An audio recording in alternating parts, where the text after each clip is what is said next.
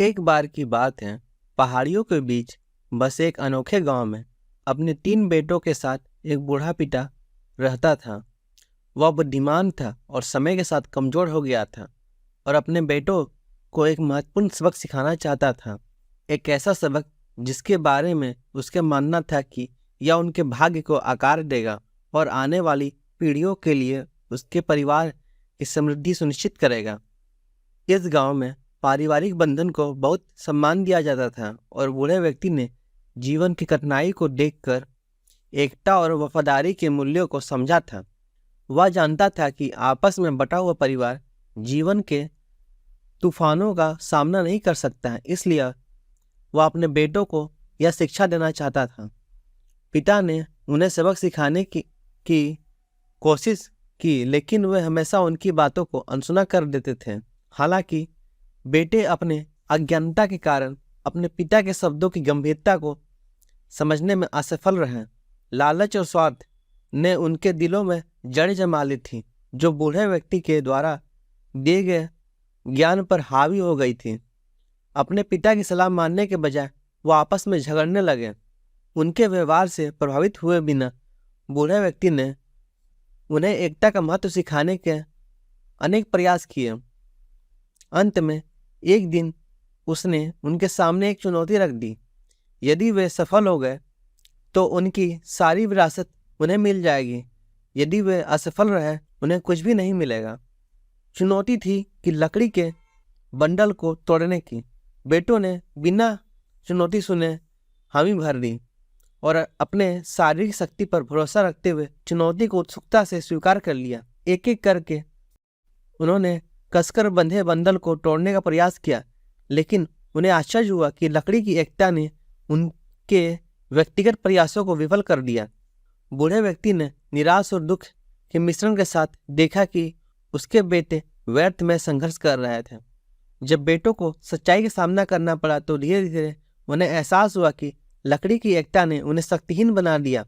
बूढ़े आदमी ने उनकी आंखों में उदासी और कठोरता का मिश्रण देखा। उसने कहा, तुमने मेरी शिक्षाओं का सार समझने में नाकाम रहे हो। तुम्हारे स्वार्थ और लालच ने तुम्हारे निर्णय को धुंधला कर दिया है। जो परिवार एक साथ नहीं खड़ा होता उसका टूट जाना तय होता है। भारी मन से बूढ़े व्यक्ति ने कठोर कदम उठाने का फैसला किया। अपने विरासत से अपने बेटों को बेदखल कर दिया, क्योंकि उन्होंने खुद को पारिवारिक विरासत के लायक नहीं दिखाया है। इस खबर ने बेटों को झंझोड़ कर रख दिया और माफी मांगने की उनकी गुहार को अनसुनी कर दिया गया। बूढ़े व्यक्ति ने कहा, तुमने कमजोरी और मूर्खता का प्रदर्शन किया है।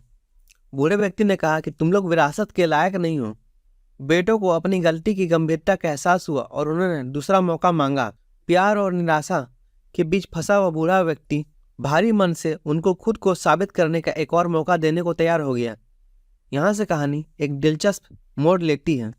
बेटे अपने सामने चुनौती की भयावहता से अवगत होकर आत्मखोज की यात्रा पर निकल गए। उन्होंने अपने बीच पैदा हुई दरारों को सुधारने और परिवार के वास्तविक अर्थ को फिर से खोजने की कोशिश की।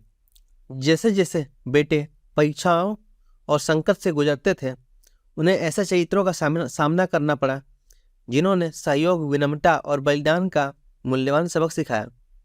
प्रत्येक पाठ ने भाइयों के बीच संबंधों को मजबूत करते हुए एक बिल्डिंग ब्लॉक के रूप में काम किया। उन्होंने पाया कि एकता केवल एक अवधारणा नहीं है, बल्कि खुशी की चाबी है। इस बीच बूढ़े पिता ने उन्हें दूर से देखता रहा और उसके मन में एक आशा की किरण जाग गई।